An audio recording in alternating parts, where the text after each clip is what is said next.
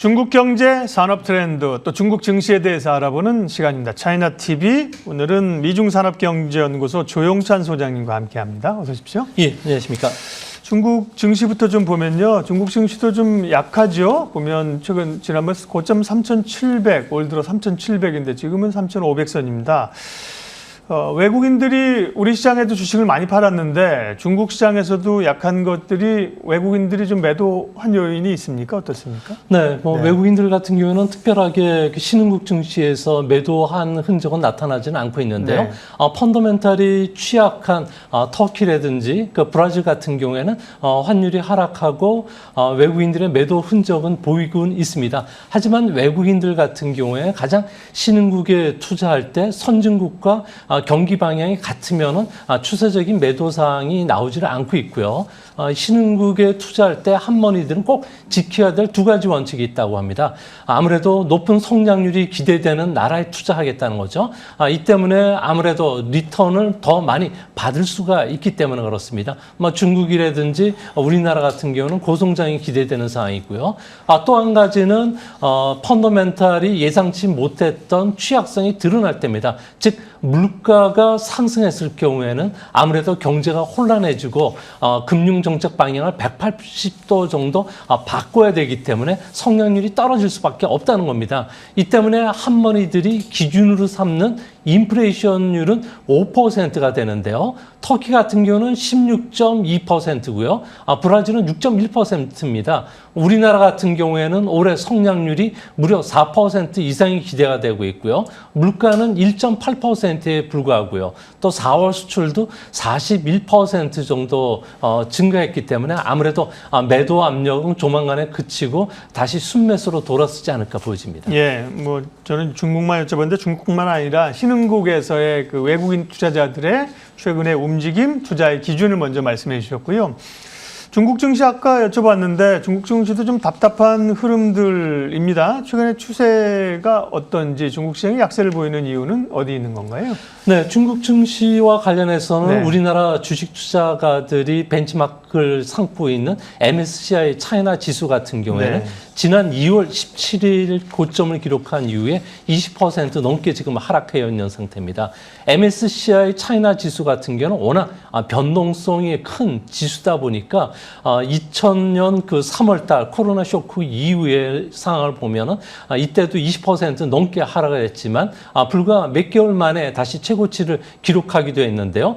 이번 지수 조정의 직접적인 원인은 아무래도 인터넷 기업에 대한 독과점과 관련된 규제 강화가 주요 원인이 됐던 것으로 보여집니다. MSCI 차이나 지수의 시총의 3분의 1을 차지하는 기업이 텐센트, 알리바바, 그러니까 메이투안 정도가 되는데요. 이 종목들이 지금 하락세에서 벗어나지를 못하고 있고요. 특히 중국 증시의 조정이 길어지는 것은 아무래도 틱톡을 운영하는 바이트댄스의 그 창업자 장희민 같은 경우는 38살 뿐이 안 됐는데 네. 아무래도 정부에 의해서 강제적으로 은퇴하게 됐고요. 또 30대 IT 기업의 CEO들도 연말까지 은퇴를 해야 된다고 합니다. 이 때문에 신흥 기업들이 주로 상장되어 있는 선점 증권거래소의 창업한 증시 같은 경우는 3월 달 이후에 무려 13%나 하락했고요. 상대적으로 좀 자유로운 굴뚝주가 상장되어 있는 상하이 종합주가 지수는 6% 하락에 좀 그치고 있습니다. 그런 이유가 있군요. 중국 증시가 좀 약한 이유가 기술주가 좀 약해서이고, 근데 기술주 약한 이유를 마윈도 그렇고 조금 전에 바이트댄스의 그 CEO인 장희민도 그렇고 중국 정부가 인터넷 기업들을 좀 목줄을 죄고 있다 이런 느낌이잖아요. 그런 점에서 보면은 중국의 인터넷 기업 기술주는 전망이 어두운 겁니까? 그렇지는 않습니다. 네. 아무래도 악재는 주가에 다 반영이 되어 있는 상태이기 때문에 네. 앞으로 주가가 좀 추가적인 하락이 있다면 아무래도 공격적인 매수도 가능하지 않을까 보여지는데요. 이같이 보는 근거는 네 가지입니다.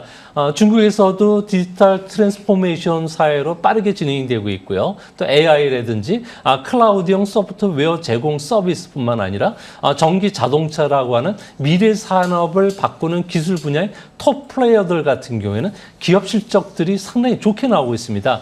또 최근에 주가 하락으로 인해서 기술주의 주가 수익 비율이 크게 낮아졌고요. 또 밸류에이션 개선 속도도 상당히 빠르다는 겁니다. 그만큼 주가가 싸다는 것만큼 증시에는 큰 호재가 없는 것으로 보여지고요.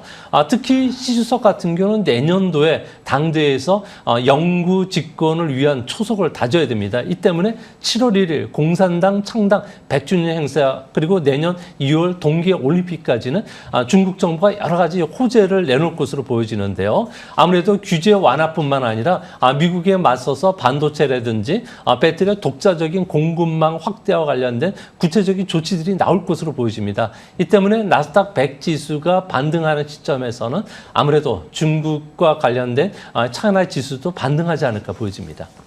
네.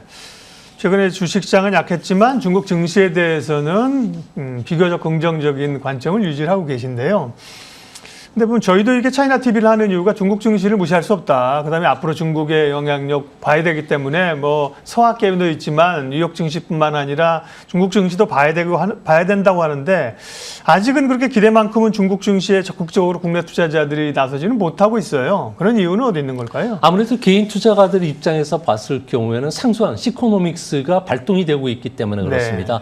네. 사회주의 시장 경제를 그동안에 지향을 하면서 높은 성장을 해왔는데요. 지금은 사회주의만 존재하고 시장 경제가 후퇴한 그 시코노믹스로 회귀하면서 기업들에 대한 탄압이 예상보다 강하다는 겁니다.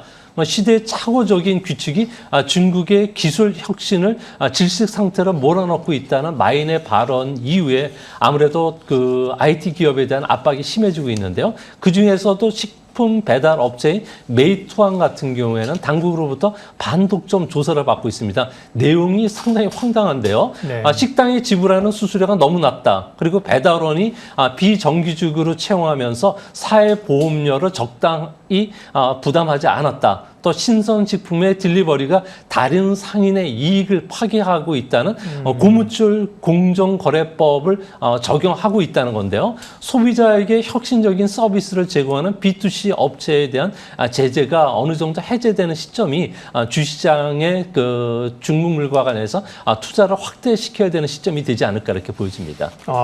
오늘 얘기 굉장히 중요한데요. 그러면 중국 기업의 이제 기술주들의 어려움, 중국 정부가 단순히 옥죄고 있는 게 아니라 중국 경제 증시에 상당히 큰 앞으로의 변화들이 예상되는데 결국 이제 뭐 IT나 기술을 빼놓고 중국도 예를 들면 뭐 갈 수는 없는 거 아니겠습니까? 그러면 뭐 정말 마윈이 얘기 한마디 잘못했다고 군기 잡혀서 이러는 게 아니라 그 이면에 어떻게 보면 중국 지금 정부의 기술주와 기술주도의 경쟁 이렇게 가야겠다 그런 뭐 나름의 기준 청사진이 있는 건가요?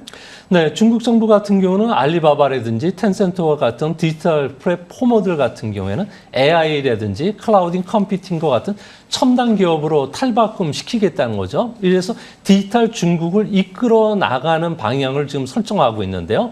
이 때문에 앞으로 B2C 업체들 같은 경우에는 산업계까지 아우르는 B2B, 2C, 그러니까 기업과 소비자 모두와 동시 거래하는 기업으로 변신시켜서 디지털 변혁을 이루겠다는 겁니다. 이 때문에 알리바바 같은 경우에는 5뉴 전략 하에서 유통뿐만 아니라 제조, 금융, 기술, 데이터 기반의 기술을 모두 공개하라는 거고요. 텐센트 같은 경우는 위챗의 클라우딩 컴퓨터, AI, 빅데이터 기술을 오픈시켜서 산업 디지털화를 지원하라는 겁니다. 그야말로 옷을 다 벗으라는 이야기인데요.